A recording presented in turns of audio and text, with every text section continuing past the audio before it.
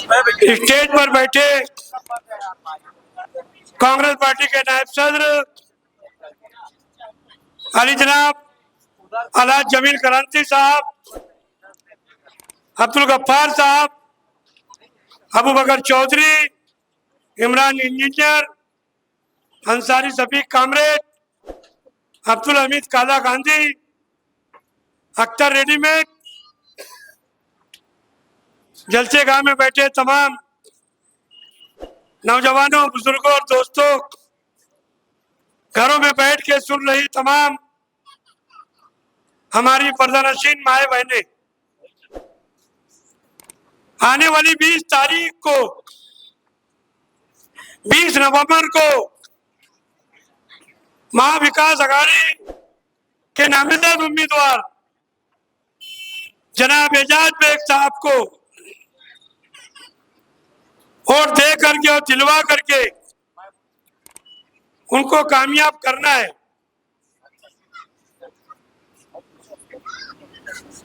उद्धवगढ़ Shiv Sena party के अध्यक्ष हमीद खान साहब भी आए।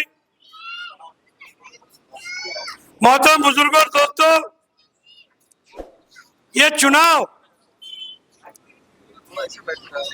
लोग ये कह रहे हैं कि अच्छाई और बुराई का है। मेरे समझ में नहीं आती बात कि अच्छाई और बुराई क्या। सियासत है, सियासत में सभी की वोट लगती है, खाली पंडित और मुल्ला की वोट नहीं लगती। ये चुनाव महाराष्ट्र असेंबली का चुनाव है।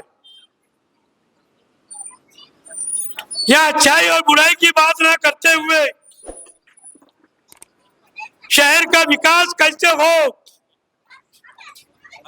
शहर तरक्की कैसे करे, शहर में रोजगार कैसे आएगा, पावरलूम बुनकर भाइयों को किस तरीके से राहत मिलेगी,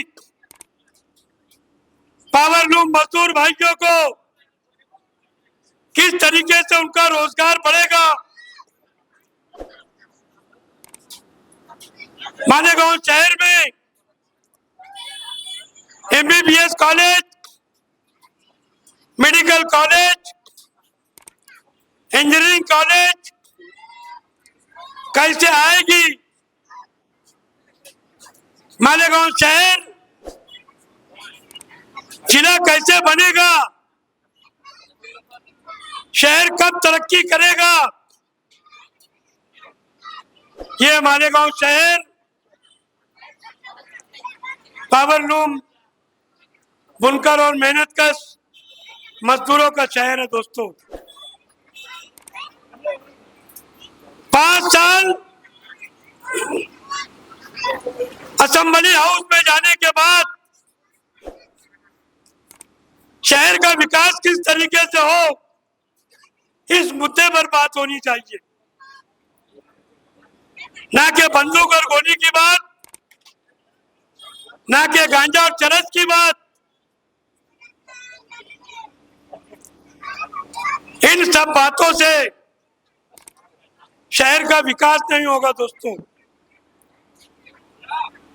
हमने देखा कि जो लोग मालेगांव शहर से असेंबली में चुन करके गए, उन्होंने कोई विकास का काम नहीं किया, सिर्फ अपना विकास किया। दोस्तों, और आज आजी माजी के अंदर दोनों के पास हरा झंडा है,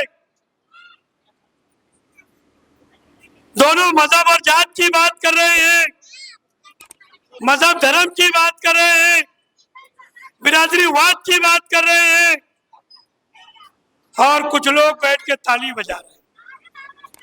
मुझे आप बताइए कि एक हरा झंडा जो इस्लाम पार्टी है,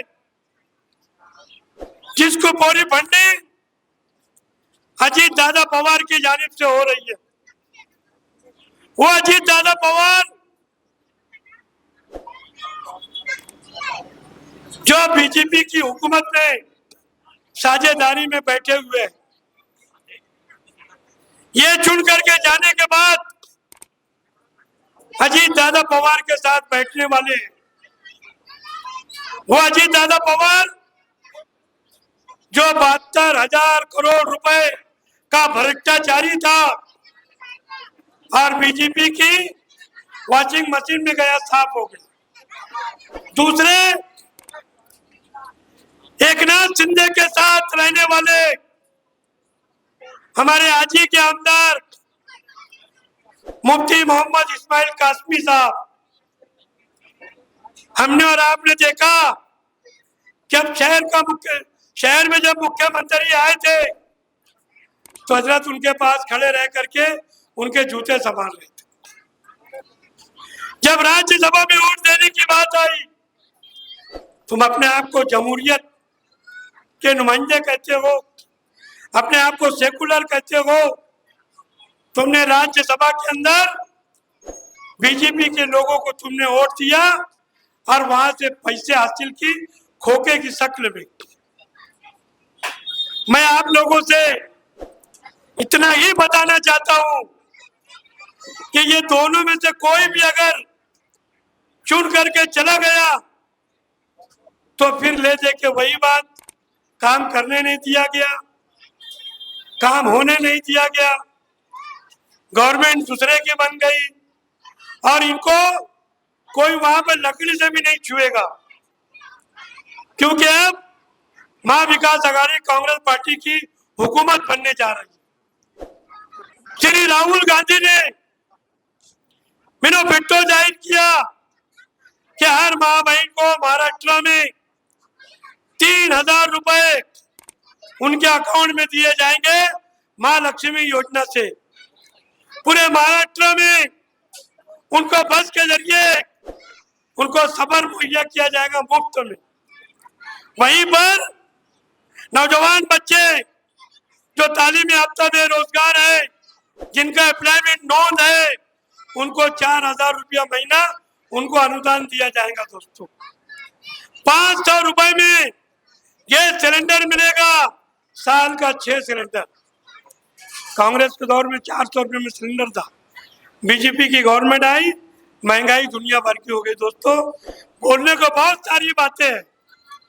मैं आप लोगों से दोबारा यही गुजारिश करना चाहता हूं कि आप ये दोनों से बात आ जाए और जिसकी गवर्नमेंट बनने जा रही है महाविकास अघाड़ी की, जिसकी तायद हिमायत राष्ट्रवादी के शरद पवार, शिवसेना के उद्धव ठाकरे, समाजवादी के अबू आसिम आजमी और जिगर कम्युनिस्ट पार्टी के लोग, सेका पक्ष के लोग, ये सारे लोग महाविकास अघाड़ी में आप लोग भारी तादाद में तरुण तड़पदार नौजवान दबंग उम्मीदवार जनाब एजाज बेग साहब को आप भारी अक्सरियत से वोट दे करके 20 तारीख को पंजे निशान पर जिस तरीके से आपने लोकसभा में शोभाताई बच्चों को पंजे निशान पे वोट दे करके वहां पर लोकसभा में भेजा, लोकसभा में शोभाताई और असेंबली में एजाज भाई, इतना ही कह के मैं अपनी बात खत्म करता हूँ।